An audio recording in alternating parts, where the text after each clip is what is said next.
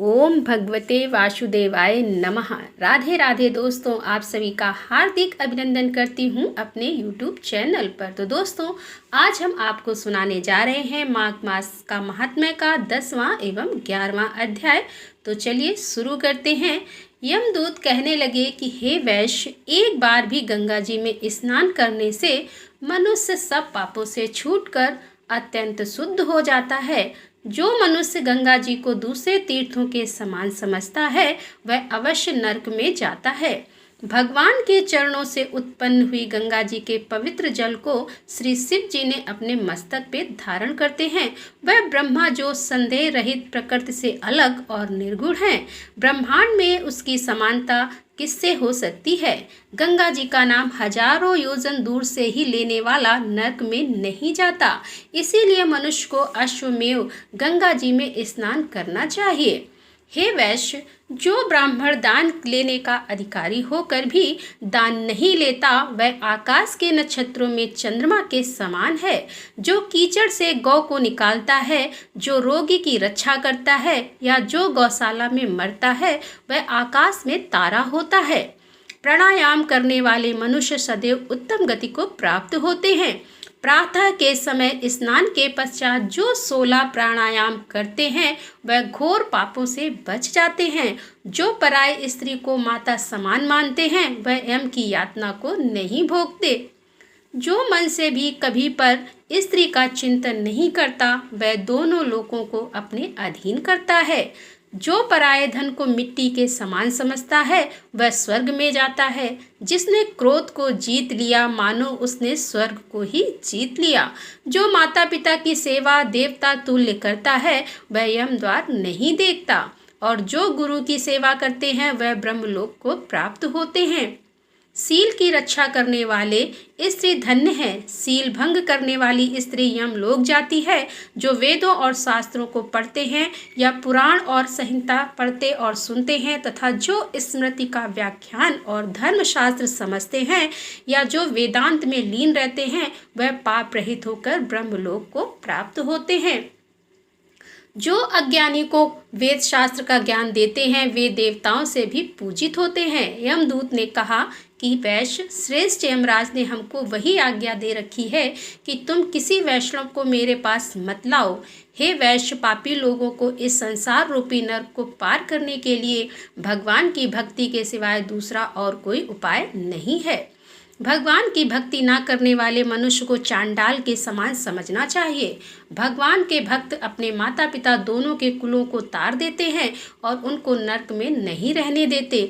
और जो मनुष्य वैष्णव का भोजन करते हैं वे भी भगवान की कृपा से श्रेष्ठ गति को प्राप्त होते हैं। बुद्धिमान को सदैव वैष्णव का अन्न खाना चाहिए। इससे बुद्धि पवित्र होकर मनुष्य पाप नहीं करता। गोविंदाय नमः इस मंत्र का जाप करता हुआ जो मनुष्य मृत्यु को प्राप्त होता है वह परम धाम को प्राप्त होता है, इसमें कोई संदेह ही नहीं है। जो ओम नमः भगवते वासुदेवाय द्वादशाक्षर मंत्र या ओम नमो नारायणाय अष्टाक्षर मंत्र का जाप करता है उसके ब्रह्मा हत्या इत्यादि बड़े पाप नष्ट हो जाते हैं। तो दोस्तों, यहाँ पर हमारा समाप्त होता है 10वां अध्याय। अब हम चलते हैं 11वें अध्याय की ओर। यमदूत कहने लगा कि हे वैश्य, मनुष्य को सदैव शालिग्राम की शिला में तथा वज्र या कीट चक्र में भगवान वासुदेव का पूजन करना चाहिए, क्योंकि सब पापों का नाश करने वाले, सब पुण्यों को देने वाले तथा मुक्ति प्रदान करने वाले भगवान विष्णु का इसमें निवास होता है। जो मनुष्य शालिग्राम की शिला या हरि चक्र में पूजन करता है वह अनेक मंत्रों का फल प्राप्त कर लेता है। जो फल देवताओं को निर्गुण ब्रह्मा की उपासना में मिलता है वही फल मनुष्य को भगवान शालिग्राम का पूजन करने से यमलोक को नहीं देखने देता। भगवान को लक्ष्मी जी के पास अथवा बैकुंठ में इतना आनंद नहीं आता जितना शालिग्राम की शिला या चक्र में निवास करने में आता है। स्वर्ण कमल युक्त करोड़ों शिवलिंग के पूजन से इतना फल नहीं मिलता जितना एक दिन शालिग्राम के पूजन से मिलता है। भक्ति पूर्वक शालिग्राम का पूजन करने से विष्णु लोक में वास करने मनुष्य चक्रवर्ती होता है। काम, क्रोध, लोभ, मोह, अहंकार से युक्त होकर भी मनुष्य शालिग्राम का पूजन करने से बैकुंठ में प्रवेश करता है। जो सदैव शालिग्राम का पूजन करते हैं वह प्रलय काल तक स्वर्ग में वास करते हैं। जो दीक्षा, नियम और मंत्रों से चक्र में बलि देता है वह निश्चय करके विष्णु लोक को प्राप्त होता है। जो शालिग्राम के जल से अपने शरीर का अभिषेक करता है वह मानो संपूर्ण तीर्थों में स्नान करता है। गंगा, रेवा, गोदावरी सबका जल शालिग्राम में वास करता है। जो मनुष्य शालिग्राम की शिला के सम्मुख अपने पिता का श्राद्ध करता है उसके पितर कई कल्प तक स्वर्ग में वास करते हैं। जो लोग नित्य शालिग्राम की शिला का जल पीते हैं उनके हजारों बार पंचगव्य पीने से क्या प्रयोजन है। यदि शालिग्राम की शिला का जल पिया जाए तो सहस्त्र तीर्थों करने से क्या लाभ। जहाँ पर शालिग्राम है वह स्थान तीर्थ स्थान के समान ही है। वहाँ पर किए गए संपूर्ण दान होम करोड़ों गुना फल को प्राप्त होता है। जो एक बूंद भी शालिग्राम का जल पीता है वह माता के स्तनों का दूध पान नहीं करता अर्थात गर्भाशय में नहीं आता।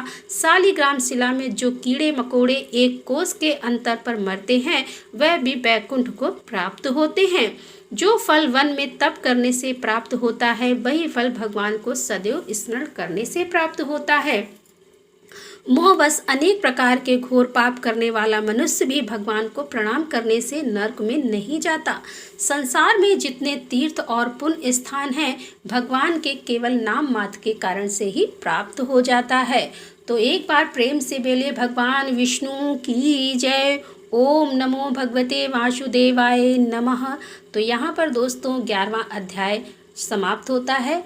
अब मिलते हैं 12वें अध्याय के साथ, तब तक के लिए राधे राधे।